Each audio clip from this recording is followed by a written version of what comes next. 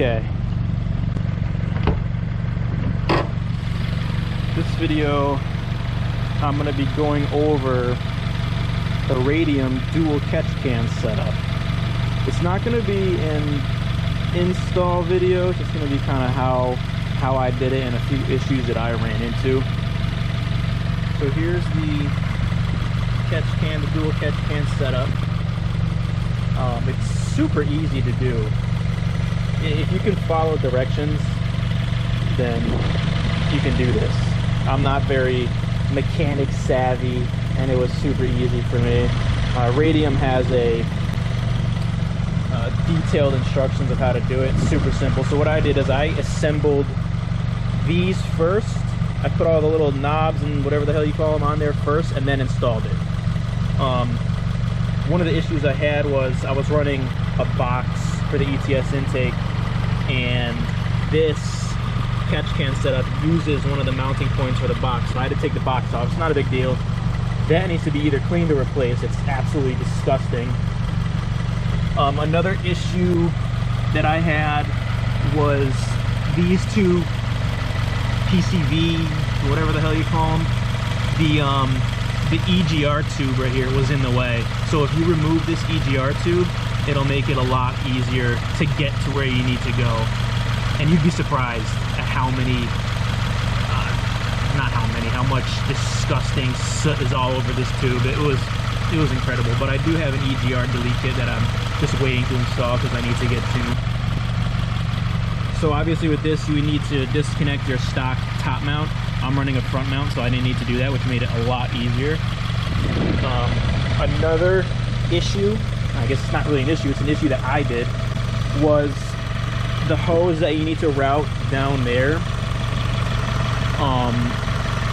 I needed to route it under on the other side of the charge piping instead of over it. If I left it over the charge piping, I couldn't get the radiator fan back in. So I needed to put it behind the charge piping. I'm not sure if it's going to be the same if you had your stock charge pipe, but for me, I'm running the ETS front mount, and that charge piping, I needed to put that hose behind it. So that's pretty much it. Everything's running smoothly. I like the setup. The reason why I went with a dual catch can instead of a AOS, and I don't know if this makes any sense, this is just me, but I didn't like the idea of any vapor and oil blowback getting recirculated back into the engine. You can correct me if I'm wrong if it doesn't work that way, but I like all the blow by and whatever it's catching to be caught and out of the engine if it's dirty, or I don't even know if that's the way it works, but that was my mentality going into this. But you guys want another pro tip? I had a Odyssey, that small battery right here, and I live in New England, so it gets very cold, and I park outside. So my car was sitting for around 2 or 3 days, hadn't been started. That small battery froze completely. The car would not start, even with jumper cables on it, the car would not start. So I had to put this guy back in. So pro tip, if you live in New England or it gets really cold where you're at, I would recommend not running that small battery. It was a big pain in the ass. Other than that, that's about it.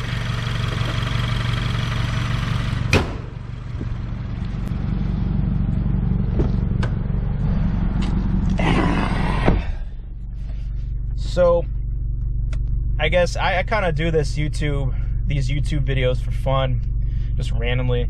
If you guys like it, I can do more videos on what's done to the car, my plans for the car. I just kind of do it, I don't know, just randomly. It's really cold out. But yeah, that's it.